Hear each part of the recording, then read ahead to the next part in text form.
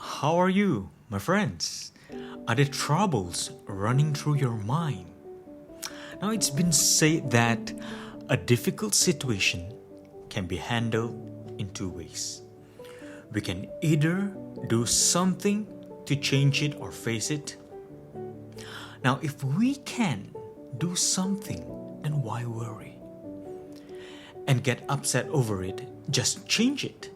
If there is nothing we can do, again, why worry and get upset over it? Now let's face it, things will not get better with anger or worry.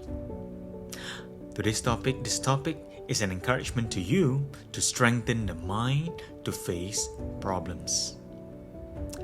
Now first, my friends, please understand this. Life is a journey with problems.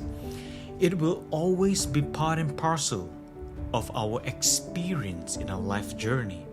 On some occasions, we may be blessed with happiness, gain, fame, or praise. And we may also face the unfavorable situations of loss, ill fame, blame, and suffering. Life swings like a pendulum. One moment it swings towards favorable conditions, which we receive so happily. Another moment it swings towards unfavorable conditions, which we desperately seek to avoid. Now, instead of understanding the conditions of its phenomena, recognizing them for what they are, people sometimes have the tendency to magnify their troubles. Don't you agree on this? This is like saying making a mountain out of a molehill. Now, when people lose someone or something they love, they feel that they will never be able to be happy again. Now, they carry that hurt in their minds, clinging on the pain and continuing to suffer with those thoughts. Would it not be better to let go of such thoughts and realize that since all these phenomena must one day come to an end, so the unfavorable, the sad, unhappy situations we are experiencing will also pass away? As much as pleasant feelings, it will also change to become unpleasant, unhappy.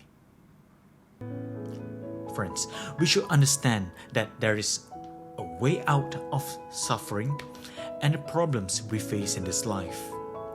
Now, it is important to realize that all condition,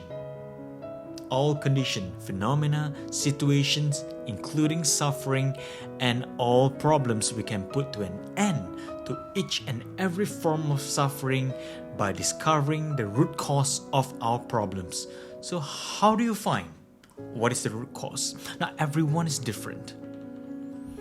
So start training the mind to examine deeper of the mind, of your mind. Remember, happiness is not what you possess, but what you are. Now, we should not be disappointed when faced with problems, but instead act wisely in overcoming them. Now, you and I know everyone in this world has problems. Now, we understand this. It is not about who experiences problems that marks the difference between the wise and unwise person, but the manner in which such problems are faced. Now, the attitude when we face them is important. Now, you can smile your way out of trouble. You can remain calm, breathing in and breathing out slowly, naturally, in your relaxing pace when difficult situation arises.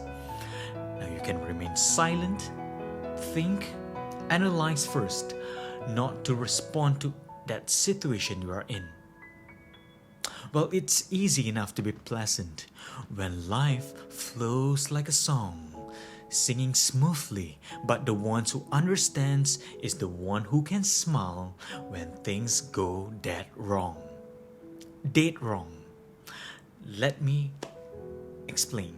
Now, let me not pray to be sheltered from dangers, but be fearless in facing them. Let me not beg for the stealing of my pain, but for the heart to conquer it. Let me not crave in anxious to be saved, but for the hope, for the patience to win my freedom. Something unpleasant happens, say our favorite collection or item or something important is lost or accidentally broken. There are two ways of reacting to loss or damage. We can either choose to be unhappy or angry over it by blaming either ourselves or others, or we can shrug it off by saying, the thing is gone. It is already bad enough to have lost something, to have broken it. But why should we continue to allow it to make us even more unhappy, to suffer from that particular loss or damage? Now here the point is, it would be useful to trace back to the causes that led to the damage. What caused it? What damages it? So as to avoid such an occurrence in the future. We can also think about how the loss can be replaced or how to avoid whatever problems that may arise from that loss. Now, should an unfortunate thing happen, and if it is beyond our control, then we must have the courage to face it with the support of our understanding to the nature of life. In other words, adopt a positive frame of mind when we face such problems rather than dwell on the negative states. If unhappiness should arise due to a negative frame of mind, it is really of our own doing or seeking. It is foolish to cry over spilt milk. Now there is a saying in the Malay language, jatuh tangga ditimpa tangga. Now what does it mean? It means not only we fall from the ladder, but the ladder falls on us. And no one can make us happy or unhappy but ourselves. Developing courage and understanding all the negative forces can be uprooted by the correct method of meditation or mental culture, because the untrained mind is the main cause of illnesses and problems. The mind is very hard to perceive, extremely subtle, and it wanders at its will. Wise people will guard it well because they know that a guarded mind is important to happiness. Now, it is common for people to blame others for their worries, especially when they do not find a solution. Now, under these circumstances, it is so convenient to find a scapegoat, someone who could be blamed for those problems. Why do you have to do that? It is always hard to admit one's shortcomings when you have issues, when it's your fault. It is easy to lay the blame on someone else. It is certainly a wrong attitude to adopt. Please don't. Now, when we face with bad situation, we should not be resentful or angry with others, which a lot of us do. We should, in a calm way to solve our problems. It is much easier said than done, I understand. Because eventually, it is you who tells your own mind, it is you who decides to remain calm. Right? So only then, whether to respond or be silent and adopt a positive thinking. Now friends, always remember that while situations or people can create disturbances, nuisances, or worries in you, it's because you allow them to. No one can or allowed to create worries in our mind, in your mind. if we know how to protect ourselves. Alright, I hope from now on, you would empower yourself to practice remaining calm in the midst of troubles. May you always be blessed.